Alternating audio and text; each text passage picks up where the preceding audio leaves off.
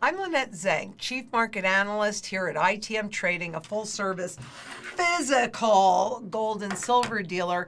And today we're going to talk about banks and how they really work and really what happens with your deposits. So when you deposit money into your bank account, whose money is it really? It's really the bank's money. You have actually loaned them legally that money. It's not yours anymore. And I'm going to say, when you're talking about a derivative, what does it say? If you look on the top of any bill, it says Federal Reserve note. So that's a derivative, like I said, of the gold as well. But yeah, make no mistake, if you don't hold it, you don't own it. Look at those contracts that we sign. You didn't write them, you didn't read them, but by using the account, you agreed to them. Just is happening right now with the FedNow account. And the connection between your bank account and your FedNow account is so obscure and buried under all of these levels and layers that you don't see. You can't see them.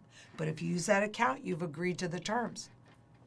So there's lots of examples. I mean, the whole world has become one big derivative. They have turned, and by they I mean Wall Street traders, have turned every single asset into a trading asset. Those are all derivatives. Real estate, right? I mean, it used to take a while to sell your house, right? People didn't move into it for a short period of time. They didn't flip. They didn't use their homes as piggy banks. So over the years, really starting in the early 80s, they started slowly converting every single asset into a derivative trading asset. And they've completed it. Since the great financial crisis, so since 2007, 2008, central bank usage of derivatives have flippin' exploded. And they're throughout all of these financial instruments. And again, you buy it, you've agreed to the terms, whether you realize it or not. Doesn't matter. In 1995, they wanted to give banks the ability to have more leverage, so they legalized sweep accounts, where when you make that deposit, those funds are actually swept into sub-accounts in the bank's name. And they can use your collateral, your equity, those deposits, for their collateral to go out and borrow. And when they borrow that money, they can do anything they want with it. They can mostly use them for derivatives because they're making a lot more on trading revenues than they are in the other income. In fact, income from loans and things like that.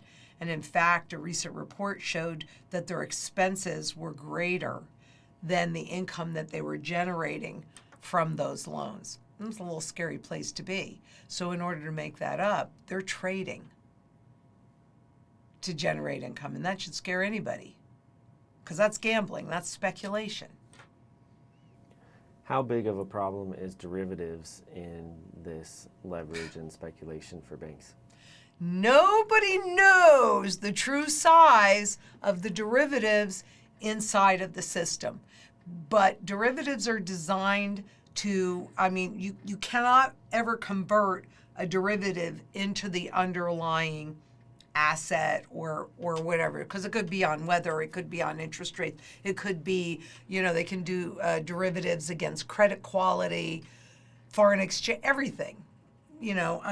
Truthfully, this is a derivative of this, right? So they've really, how big is that? Quadrillions.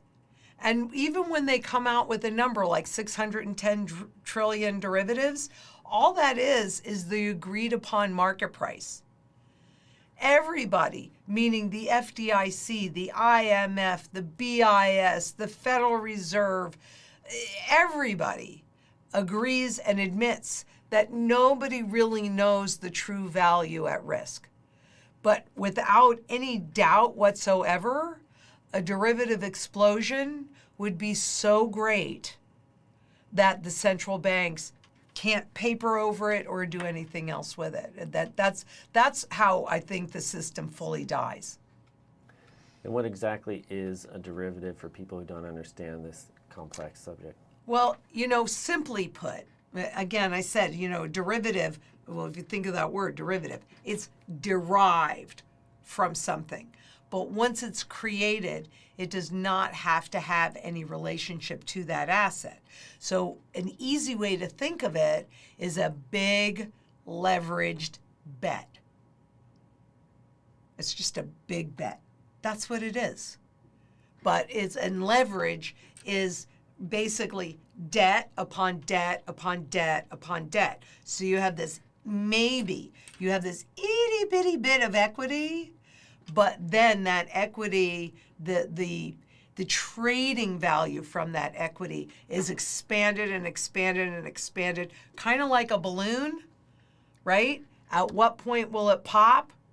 Honestly, we did see a popping of it back in March with the regional banks, but we haven't seen what's going on in that extremely opaque area because it's controlled and determined by the same guys that can create those derivatives.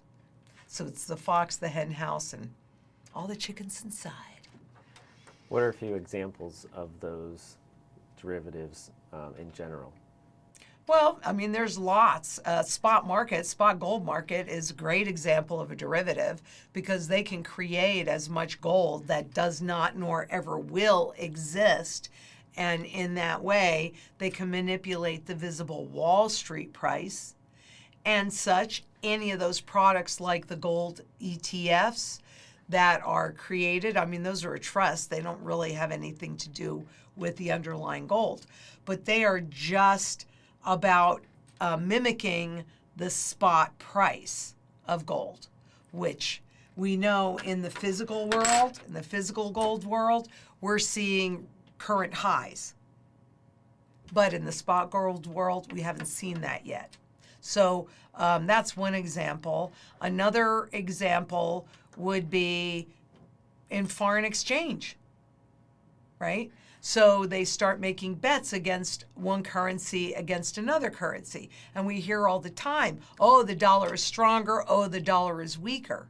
Well, that's just one currency against another currency, not against how much you can buy with it, because whether you're the euro, the yen, or the dollar, the reality is that by design, all of them are losing purchasing power value. And that's what impacts you and me, right? That's what we care about.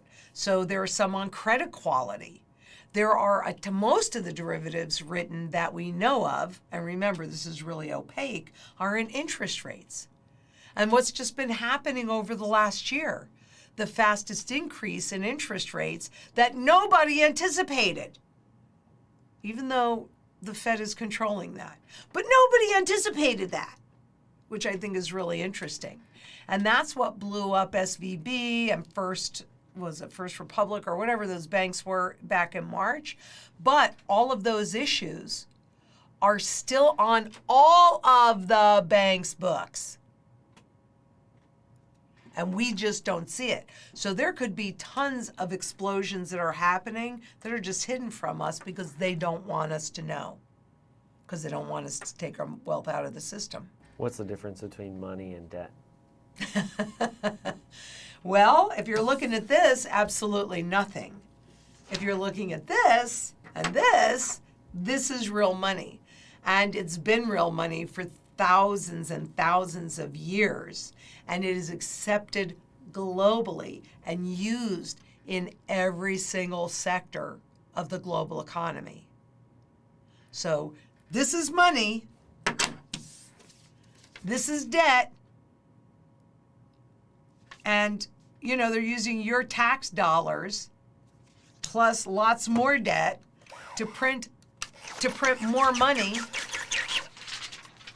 to devalue the money that's already out there, making this and this a lot more valuable. But then they have to suppress the price because this is out of their purview, out of their vision. Are there types of gold you can buy that don't follow the spot market? Well, yeah. I mean, everybody knows. Personally, I do not buy bullion. And we're even seeing premiums in bullion too, because that's still physical, but it runs more with the spot. And also higher population collectible coins or the fractional foreign coins will also be a bit more reflective of spot. But yes, once you get into a better quality, lower population, and I don't mean buy more gold or a different kind of level of gold in these. It's what I mean by quality level is the level of blemish. And those really have nothing to do with the spot market at all. And those are the coins that are making, especially the ultra rarities, those are totally making all-time highs. And who can afford ultra rarities but the 1%? There's all different kinds of gold, and it really depends on what you're trying to accomplish. And that's what you should always do. I think one of the mistakes that people make is they'll make a choice on something, but they didn't put their goals first. But you have to put your goals first, because I can guarantee you I have hung pictures with the back of my shoe, and I've gotten the job done. But it works much better when I have a hammer. So there's gold, and then there's gold, and the kind of gold that you should be acquiring needs to be based upon your personal goals first, your circumstances, and then what you have to work with. And then we create this whole strategy based on that so that you know what to buy and how much of it to buy to accomplish your goals. It's not rocket science. It's actually pretty simple. Thanks, Lynette. My pleasure. Thank you. And remember, physical gold and silver, financial shields, that's what they're made of. And until next we meet, please be safe out there. Bye-bye.